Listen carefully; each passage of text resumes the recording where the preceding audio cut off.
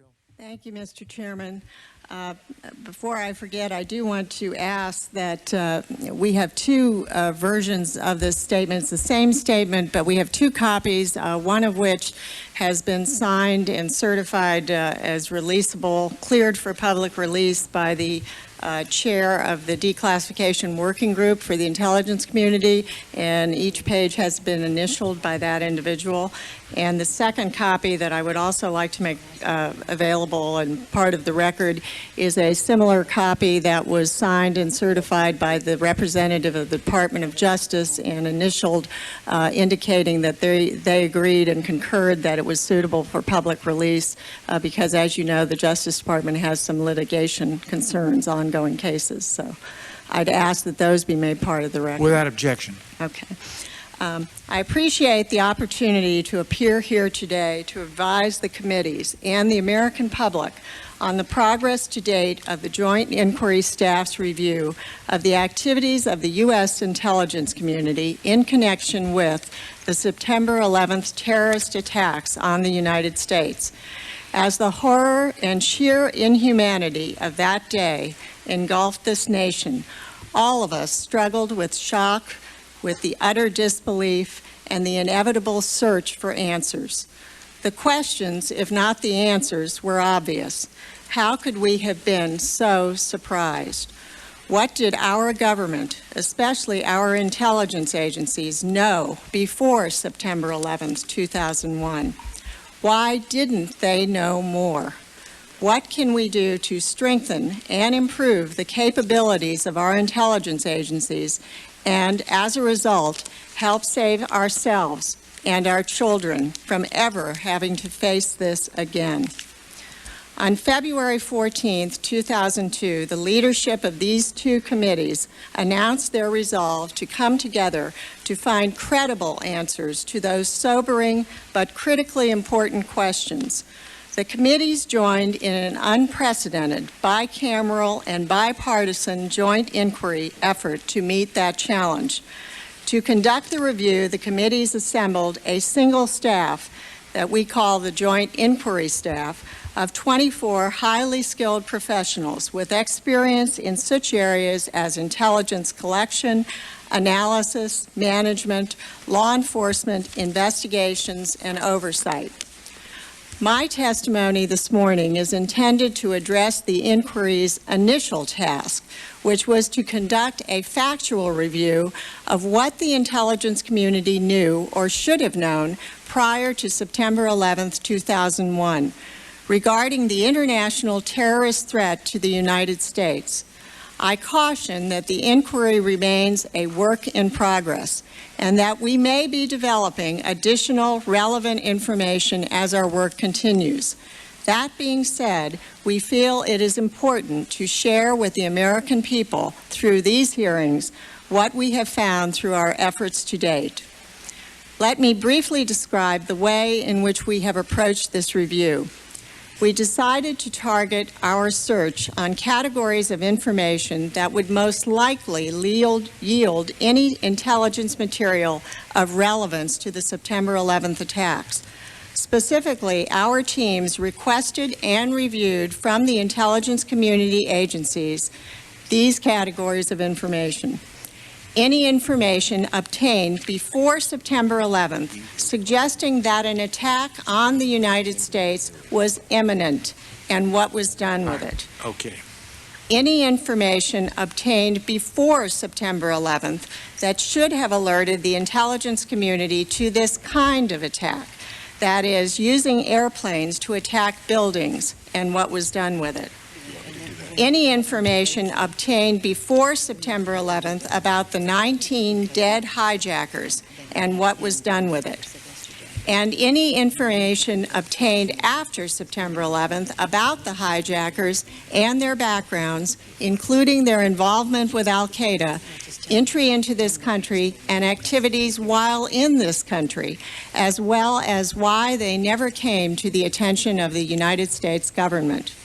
And I would point out on the issue of the hijackers that we will not address that this morning, but we do intend to have an additional statement at subsequent hearings that are focused on that issue.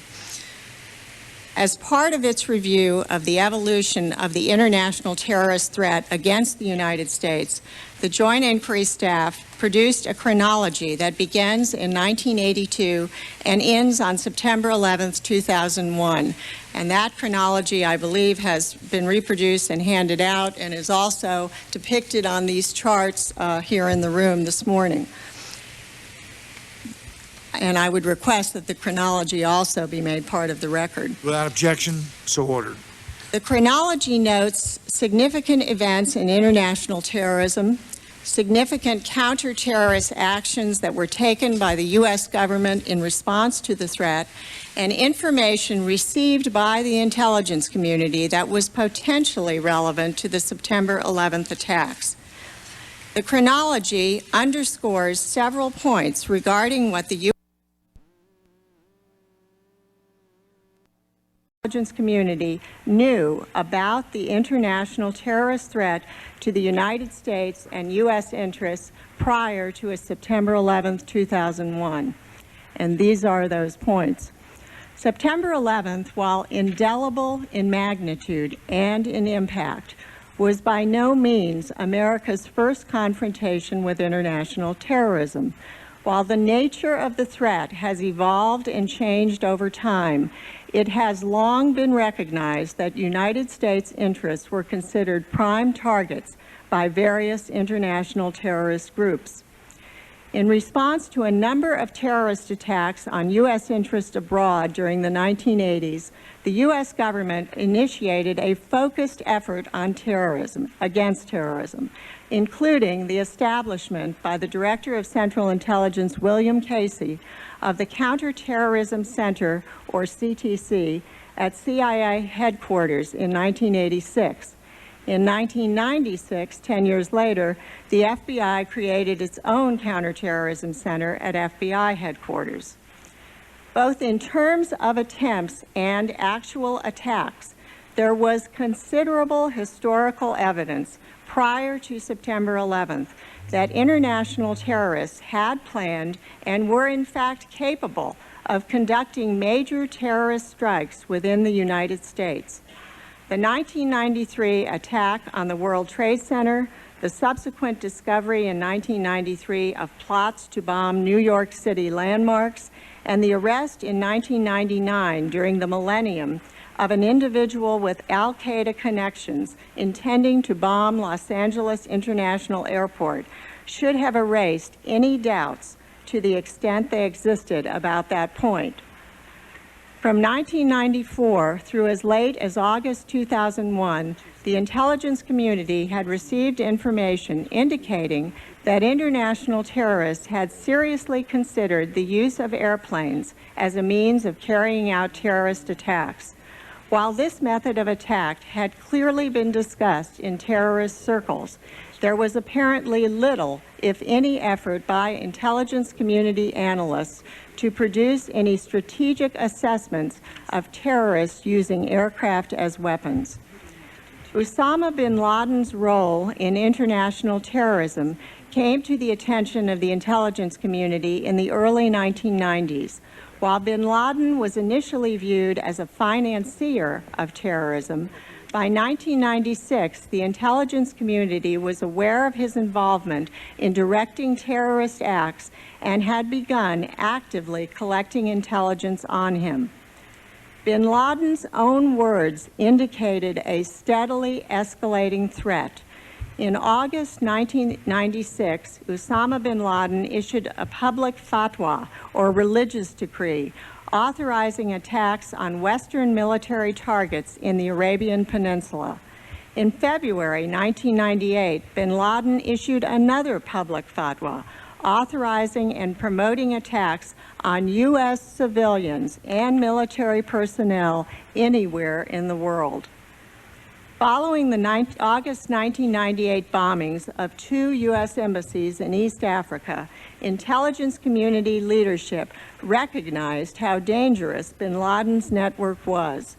In December 1998, Director of Central Intelligence George Tenet provided written guidance to his deputies at the CIA, declaring in effect a, quote, war with bin Laden.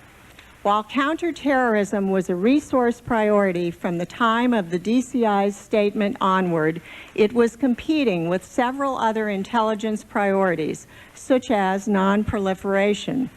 Despite the DCI's declaration of war in 1998, there was no massive shift in budget or reassignment of personnel to counterterrorism until after September 11, 2001. By late 1998, the intelligence community had amassed a growing body of information, though general in nature and lacking specific details on time and on place, indicating that bin Laden and the al-Qaeda network intended to strike within the United States. And concern about bin Laden continued to grow over time and reached peak levels in the spring and summer of 2001 as the intelligence community faced increasing numbers of reports of imminent al-Qaeda attacks against U.S. interests. In July and August 2001, that rise in intelligence reporting began to decrease, just as 3 additional developments occurred in the United States: the Phoenix Memo, the detention of Zacarias Moussaoui, and the intelligence community's realization that 2 individuals with ties to bin Laden's network, Khalid al-Midhar and Nawaf al-Hazmi, were possibly in the United States. The 2 individuals turned out to be 2 of the 19 hijackers on September 11th.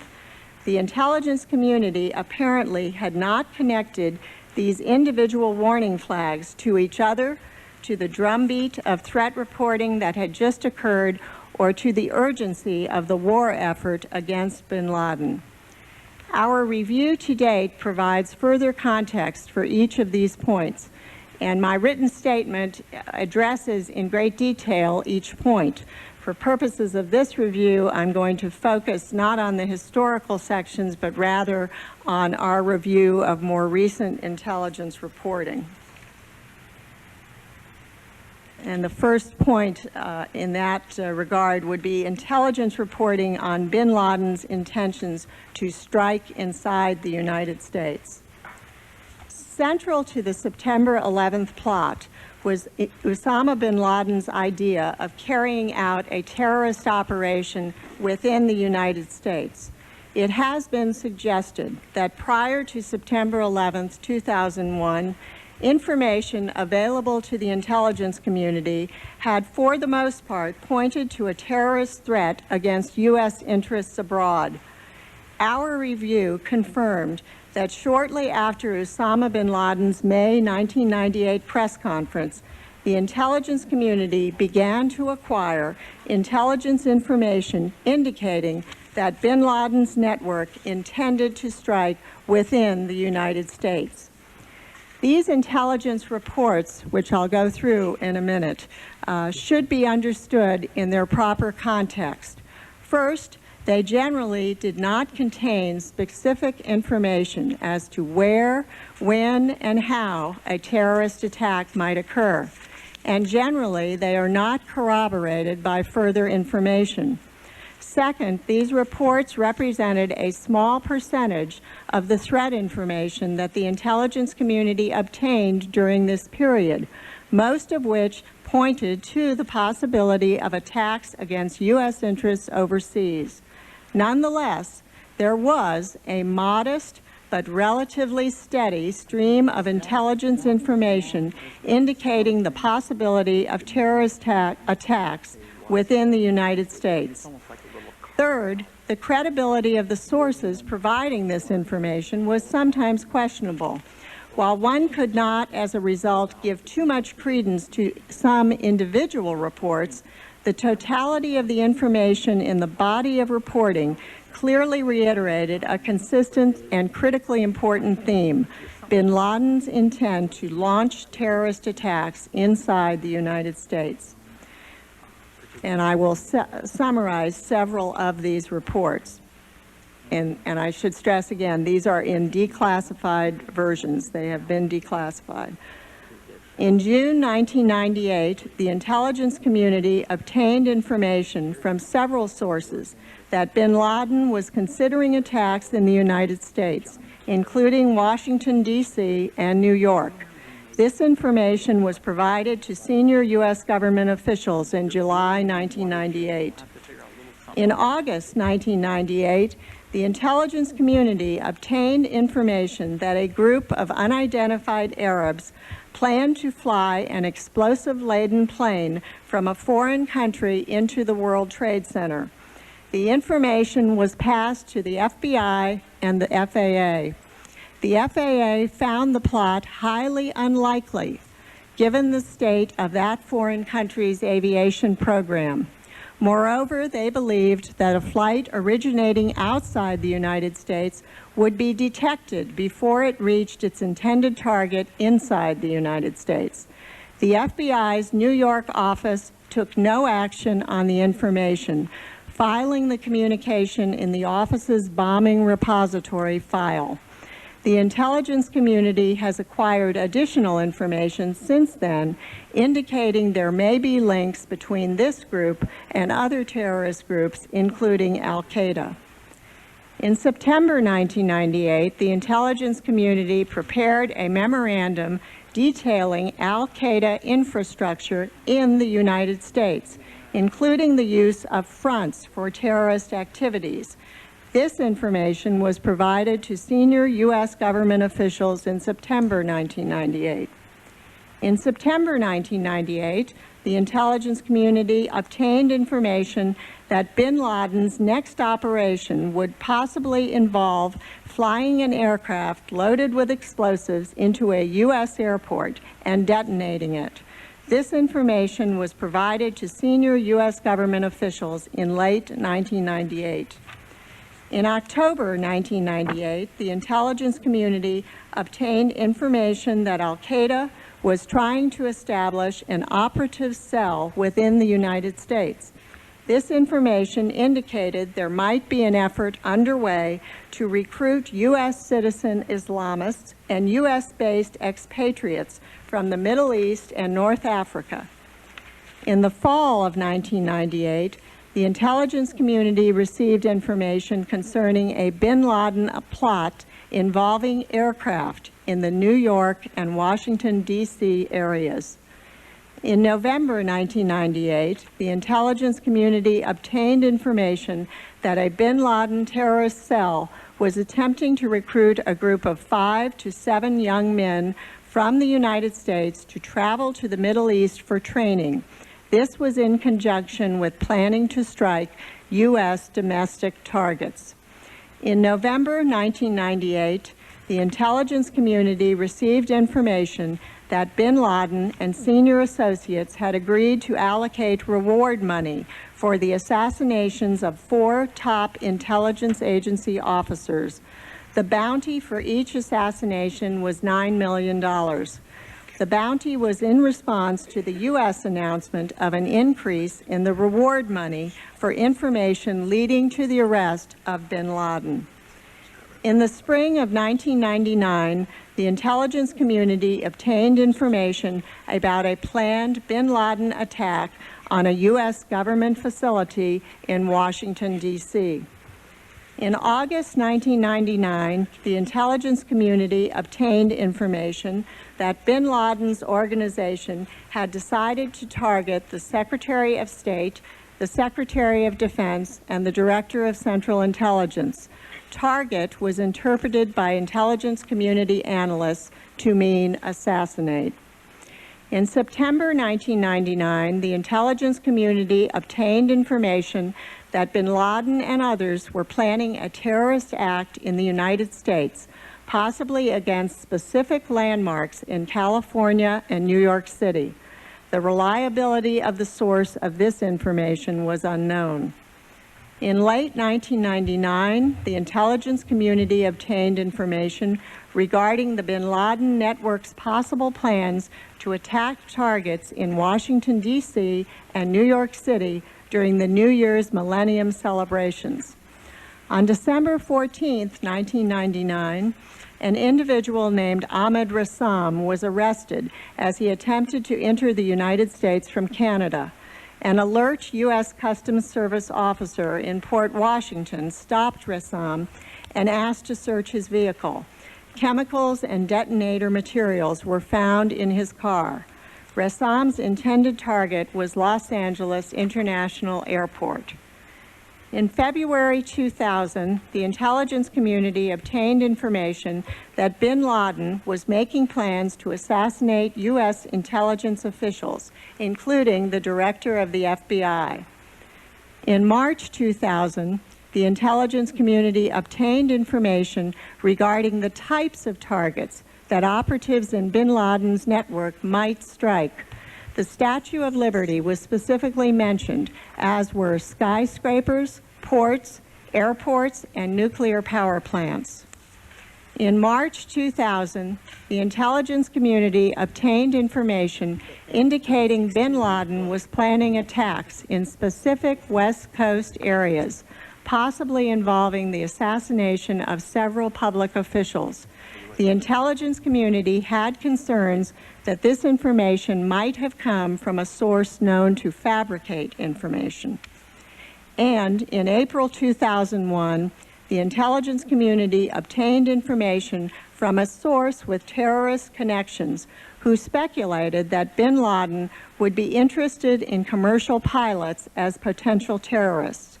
The source warned that the United States should not focus only on embassy bombings, that terrorists sought, quote, spectacular and traumatic, close quote, attacks, and that the first World Trade Center bombing would be the type of attack that would be appealing. The source did not mention a time frame for any attack. Because the source was offering personal speculation and not hard information, the information was not disseminated within the intelligence community. Bin Laden's declaration of war in 1998 and intelligence reports indicating possible terrorist plots inside the United States did not go unnoticed by the intelligence community, which in turn advised senior officials in the U.S. government of the serious nature of the threat. The staff has also reviewed documents other than individual intelligence reports that demonstrate that at least at senior levels, the intelligence community understood that bin Laden posed a serious threat to the domestic United States. Here are 5 examples. A December 1st, 1998 intelligence community assessment of Osama bin Laden read in part, and I quote, UBL is actively planning against U.S. targets. Multiple reports indicate UBL is keenly interested in striking the U.S. on its own soil. Al-Qaeda is recruiting operatives for attacks in the U.S., but has not yet identified potential targets. On December 4th, 1998, in a memorandum to his deputies at the CIA, the Director of Central Intelligence summed up the situation in this way, quote, we must now enter a new phase in our effort against bin Laden. Our work to date has been remarkable and in some instances heroic, yet each day we all acknowledge that retaliation is inevitable and that its scope may be far larger than we have previously experienced. We are at war. I want no resources or people spared in this effort, either inside CIA or the community. A classified document signed by a senior U.S. government official in December 1998 read in part, quote, the intelligence community has strong indications that bin Laden intends to conduct or sponsor attacks inside the United States. In June 1999 testimony before the Senate Select Committee on Intelligence and in a July 1999 briefing to House Permanent Select Committee on Intelligence staffers, the chief of the CTC described reports that bin Laden and his associates were planning attacks in the United States. And a classified document signed by a senior U.S. government official in July 1999 characterized bin Laden's February 1998 statement as, quote, a de facto declaration of war, close quote, on the United States. What is less clear is the extent to which other parts of the government, as well as the American people, understood and fully appreciated the gravity and the immediacy of the threat. For example, officials at the National Security Agency whom we have interviewed were aware of DCI Tenant's December 1998 declaration that the intelligence community was at war with bin Laden. On the other hand, relatively few of the FBI agents interviewed by the Joint Inquiry staff seem to have been aware of DCI Tenant's declaration. There was also considerable variation in the degree to which FBI-led Joint Terrorism Task Forces, or JTTFs, prioritized and coordinated field efforts targeting bin Laden and al-Qaeda. While the FBI's New York office was the lead office in the vast majority of counterterrorism investigations concerning bin Laden, many other FBI offices around the country were unaware of the magnitude of the threat. There are also indications that the allocation of intelligence community resources after the DCI's December 1998 declaration did not adequately reflect a true war effort against bin Laden. In 1999, the CTC had only 3 analysts assigned full-time to bin Laden's terrorist network worldwide. After 2000, but before September 11, 2001, that number had risen to 5. On a broader scale, our review has found little evidence prior to September 11th of a sustained national effort to mobilize public awareness and to harden the homeland against a potential assault by bin Laden within the United States, with the possible exception of a heightened focus on weapons of mass destruction. The second point that I want to cover is strategic warning, indications of a possible terrorist attack in the spring and summer of 2001. Let me briefly describe what we have found regarding the level and the nature of threat information that was obtained by the intelligence community during the spring and summer of 2001. During that time period, the community experienced a significant rise in information indicating that bin Laden and al-Qaeda intended to strike against United States interests in the very near future. Some individuals within the community have suggested that the increase in threat reporting was unprecedented, at least in terms of their own experience. While the reporting repeatedly predicted dire consequences for Americans, it did not provide actionable detail on when, where, and how specific attacks would occur. Between late March and September 2001, the intelligence community detected numerous indicators of an impending terrorist attack, some of which pointed specifically to the United States as a possible target. In March 2001, an intelligence source claimed a group of bin Laden operatives were planning to conduct an unspecified attack in the United States in April 2001. One of the operatives allegedly resided within the United States. In April 2001, the intelligence community obtained information that unspecified terrorist operatives in California and New York State were planning a terrorist attack in those states for April. Between May and July, the National Security Agency reported at least 33 communications indicating a possible imminent terrorist attack. None of these reports provided any specific information on where, when, or how an attack might occur, nor was it clear that any of the individuals involved in these intercepted communications had any first-hand knowledge of where, when, or how an attack might occur. If they did know, it was not evident in the intercepts. These reports were widely disseminated within the intelligence community. In May 2001, the intelligence community obtained information that supporters of bin Laden were reportedly planning to infiltrate the United States via Canada in order to carry out a terrorist operation using high explosives. The report mentioned an attack within the United States, though it did not say where in the U.S. or when or how an attack might occur. In July 2001, this information was shared with the FBI, the Immigration and Naturalization Service, the U.S. Customs Service, and the State Department, and was included in a closely held intelligence report for senior government officials in August 2001. In May 2001, the Department of Defense acquired and shared with other elements of the intelligence community information indicating that 7 individuals associated with bin Laden had departed various locations for Canada, the United Kingdom, and the United States. In June 2001, the DCI's CTC had information that key operatives in Osama bin Laden's organization were disappearing while others were preparing for martyrdom. In July 2001, the DCI's CTC was aware of an individual who had recently been in Afghanistan who had reported, quote, "Everyone is talking about an impending attack," close quote.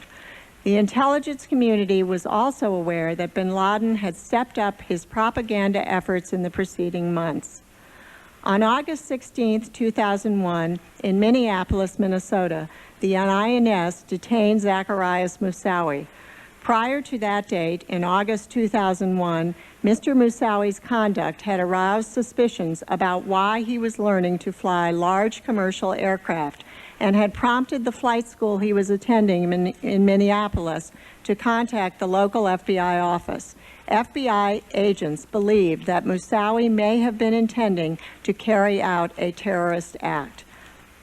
On August 23, 2001, the intelligence community requested that 2 individuals, Khalid al-Midhar and Nawaf al-Hazmi, who had first come to the attention of the community in 1999 as possible associates of bin Laden's terrorist network, be added to the U.S. Department of State's watch list for denying visas to individuals attempting to enter the United States. Working levels of INS and U.S. Customs had determined that at least one of them was likely in the United States, prompting FBI headquarters to request searches for them in both New York and Los Angeles. The FBI's New York field office unsuccessfully searched for al-Midhar and al-Hazmi. The FBI's Los Angeles office received the search request on September 11, 2001. In late summer 2001, the intelligence community obtained information that an individual associated with al-Qaeda was considering mounting terrorist operations within the United States. There was no information available as to the timing of possible attacks or the alleged targets. And on September 10, 2001, NSA intercepted 2 communications between individuals abroad suggesting imminent terrorist activity. These communications were not translated into English and disseminated until September 12, 2001. These intercepts did not provide any indication of where or what activities might occur. Despite these indicators of a possible terrorist attack inside the United States, during the course of interviews, the Joint Inquiry staff was told that it was the general view of the U.S. intelligence community in the spring and summer of 2001 that an attack on U.S. interests was more likely to occur overseas. Individuals in the intelligence community pointed to intelligence information, the arrest of suspected terrorists in the Middle East and Europe, and a credible report of a plan to attack a U.S. embassy in the Middle East as factors that shaped their thinking about where an attack was likely to occur. One senior FBI official said that based on the intelligence he was seeing, he thought there was a high probability, quote, 98%, close quote, that the attack would occur overseas. During the summer of 2001, the intelligence community was also disseminating information through appropriate channels to senior U.S. government officials about possible terrorist attacks. For example, in June 2001, the community issued a terrorist threat advisory warning U.S. government agencies that there was a high probability of an imminent terrorist attack against U.S. interests by Sunni extremists associated with bin Laden's al-Qaeda organization. The advisory mentioned the Arabian Peninsula, Israel, and Italy as possible locations. According to the advisory, the community continued to believe that Sunni extremists associated with al-Qaeda are most likely to attempt spectacular attacks, resulting in numerous casualties.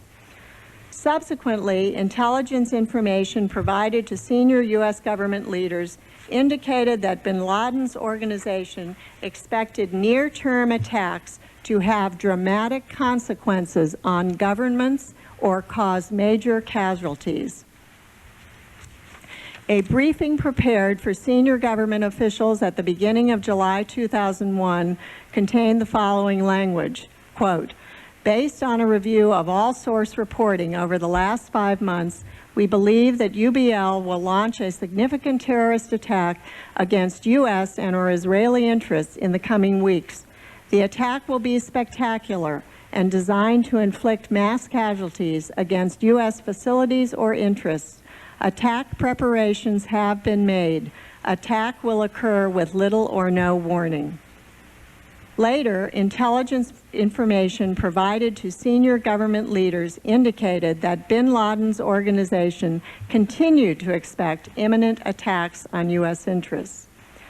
The Joint Inquiry Staff has been advised by a representative of the intelligence community that about a month later, in August 2001, a closely held intelligence report for senior government officials included information that bin Laden had wanted to conduct attacks in the United States since 1997. The information included discussion of the arrest of Ahmed Rassan in December 1999 and the 1998 bombings of the U.S. embassies in Kenya and Tanzania. It mentioned that members of al-Qaeda, including some U.S. citizens, had resided or traveled in or traveled to the United States for years, and that the group apparently maintained a support structure here. The report cited uncorroborated information obtained in 1998 that bin Laden wanted to hijack airplanes to gain the release of U.S.-held extremists, FBI judgments about patterns of activity consistent with preparations for hijackings or other types of attacks, and the number of bin Laden-related investigations underway, as well as information acquired in May 2001 that indicated a group of bin Laden supporters was planning attacks in the United States with explosives. In August 2001, based on information it had in its possession at the time, the CIA sent a message to the FAA asking the FAA to advise corporate security directors of U.S. air carriers of the following information. Quote, "A group of 6 Pakistanis currently based in Bolivia may be planning to conduct a hijacking or possibly a bombing or an act of sabotage against a commercial airliner.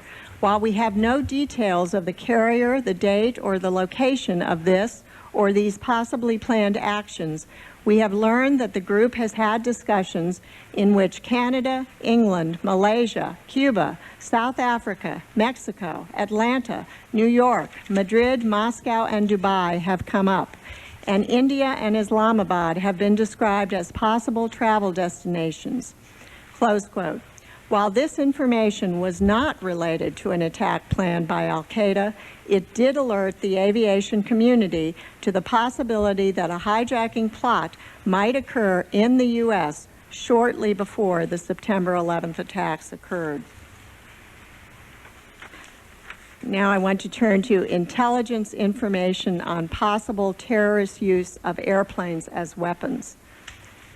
Central to the September 11th attacks was the terrorist use of airplanes as weapons.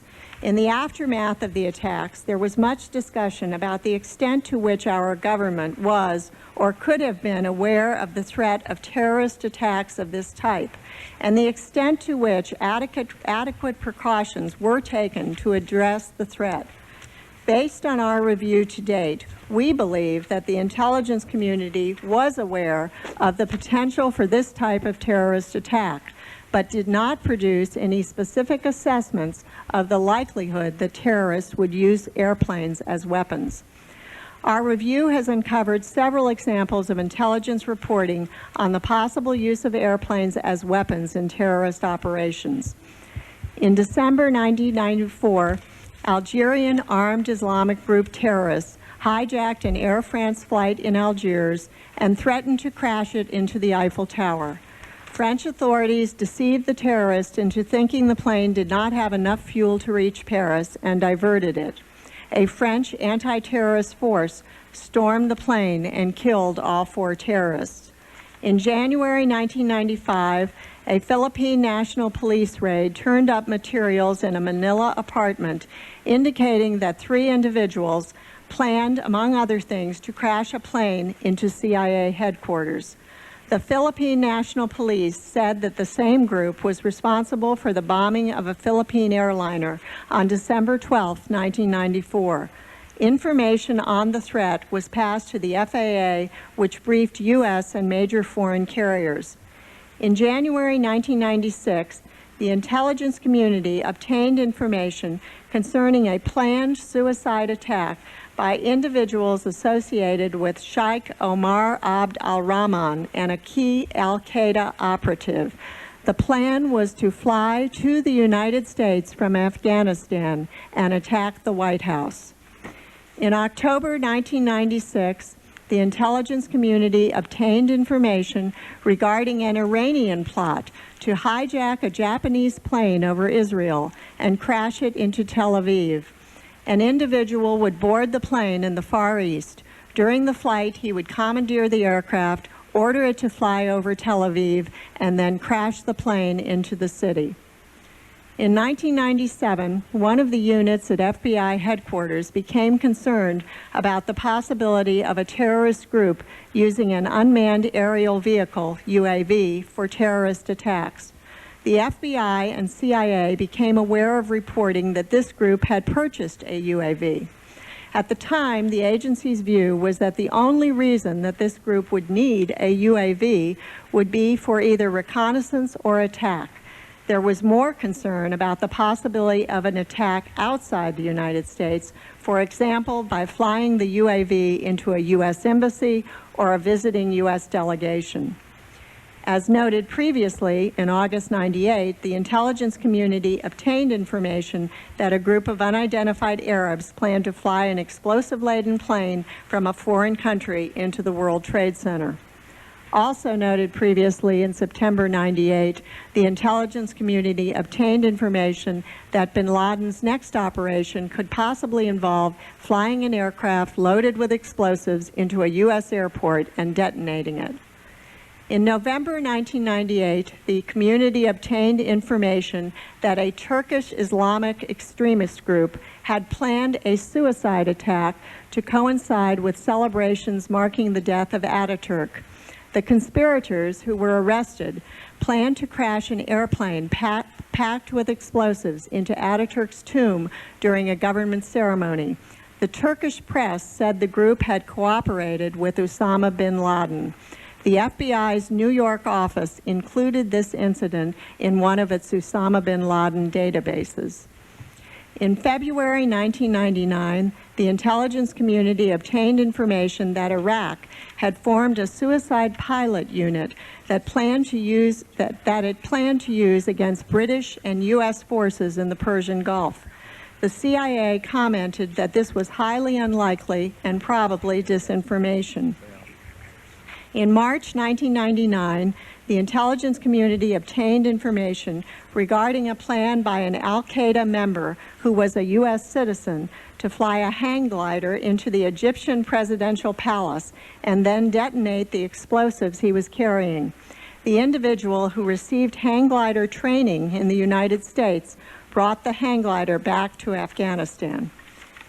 In April 2000, the intelligence community obtained information regarding an alleged bin Laden plot to hijack a 747.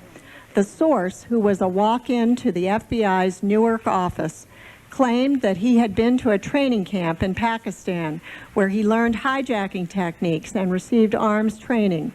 He also stated that he was supposed to meet 5 to 6 other individuals in the United States who would also participate in the plot.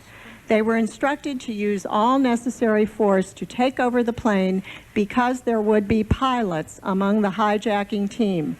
The plan was to fly the plane to Afghanistan, and if they could not make it there, that they were to blow up the plane. Although the individual passed an FBI polygraph, the FBI was never able to verify any aspect of his story or identify his contacts in the United States. And in August 2001, the intelligence community obtained information regarding a plot to either bomb the U.S. Embassy in Nairobi from an airplane or crash an airplane into it. The intelligence community learned that 2 people who were reportedly acting on instructions from bin Laden met in October 2000 to discuss this plot. Despite these reports, the community did not produce any specific assessments of the likelihood that terrorists would use airplanes as weapons. This may have been driven in part by resource issues in the area of intelligence analysis. Prior to September 11, 2001, the CTC had 40 analysts to analyze terrorism issues worldwide, with only one of the 5 branches focused on terrorist tactics. Prior to September 11, 2001, the only terrorist tactic on which the CTC performed strategic analysis was the possible use of chemical, biological, radiological, and nuclear weapons, because there were more obvious potential for mass casualties. At the FBI, prior to September 11, 2001, support for ongoing investigations and operations was favored in terms of resources over long-term strategic analysis. We were told during the course of our FBI interviews that prevention occurred in the operational units, not through strategic analysis, and that prior to September 11, the FBI had insufficient resources to do both. We were also told that the FBI's Al-Qaeda-related analytic expertise had been, quote, gutted, close quote, by transfers to operational units, and that as a result, the FBI's analytic unit had only 1 individual working on Al-Qaeda at the time of the September 11 attacks. While focused strategic analysis was lacking, the subject of aviation-related terrorism was included in some broader terrorist threat assessments, such as the National Intelligence Estimates on Terrorism. For example, the 1995 NIE on terrorism cited the consideration the Bojinka conspirators gave to attacking CIA headquarters with an aircraft. The document contained the following language: our review of the evidence suggests that the conspirators were guided in their selection of the method and venue of attack by carefully studying security procedures in place in the region. If terrorists operating in this country, the United States, are similarly methodical, they will identify serious vulnerabilities in the security system for domestic flights. The 1997 update to that report on terrorism included the following language: civil aviation remains a particularly attractive target in light of the fear and publicity the downing of an airliner would evoke, and the revelations last summer of the U.S. air transport sector's vulnerabilities.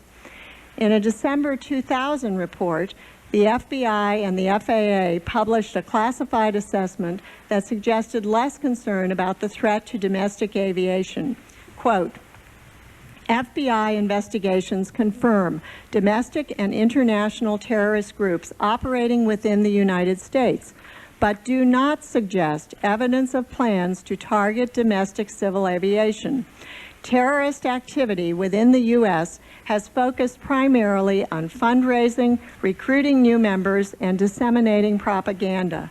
While international terrorists have conducted attacks on U.S. soil, these acts represent anomalies in their traditional targeting, which focuses on U.S. interests overseas. After September 11, 2001, the CIA belatedly acknowledged some of the information that was available and had been available regarding the use of airplanes as weapons. A draft analysis dated November 19, 2001, entitled "The September 11 Attacks: A Preliminary Assessment," states, "We do not know the process by which bin Laden and his lieutenants decided to hijack planes with the idea of flying them into buildings in the United States. But the idea of hijacking planes for suicide attacks had long been current in jihadist circles. For example, GIA terrorists from Algeria had planned to crash an Air France jet into the Eiffel Tower in December 1994, and Ramzi Youssef, a participant in the 1993 World Trade Center bombing, planned to explode 12 U.S. jetliners in midair over the Pacific in the mid-1990s. Likewise, the World Trade Center had long been a target of terrorist bombers. Despite the intelligence available in recent years, our review to date has found no indications that prior to September 11, analysts in the intelligence community were cataloging information regarding the use of airplanes as weapons as a terrorist tactic, sending requirements to collectors to look for additional information on this threat, or considering the likelihood that Osama bin Laden, Al-Qaeda, or any other terrorist group would attack the United States or U.S. interests in this way. Mr. Chairman, our purpose this morning was to report on the information that the intelligence community possessed prior to September 11, 2001, about terrorist attacks of the kind America witnessed on that fateful day. In closing, let me just say that for all of us who have been conducting this review, the task has been and continues to be not only a daunting one, but in all respects a sobering one. We are ever mindful that lost lives and shattered families were the catalyst for this inquiry. We know, as I have heard Ms. Pelosi say many times, that we are on sacred ground. We also have come to know from our review of the intelligence reporting the depth and the intensity of the enemy's hatred for this country and the relentless zeal with which it targeted American lives. We understand not only the importance, but also the enormity of the task facing the intelligence community. As my statement this morning suggests, the community made mistakes prior to September 11th, and the problems that led to those mistakes need to be addressed and they need to be fixed. On the other hand, the vengeance and the inhumanity that we saw on that day were not mistakes for Osama bin Laden and for others like him. The responsibility for September 11th remains squarely on the shoulders of the terrorists who planned and participated in the attacks. Their fervor and their cruelty may be incomprehensible, but it is real, it persists, and it is directed at Americans. We are convinced that it is no longer a question of whether the intelligence community can do better. It must do better. America can afford no less. Mr. Chairman, that concludes my statement this morning. Thank you.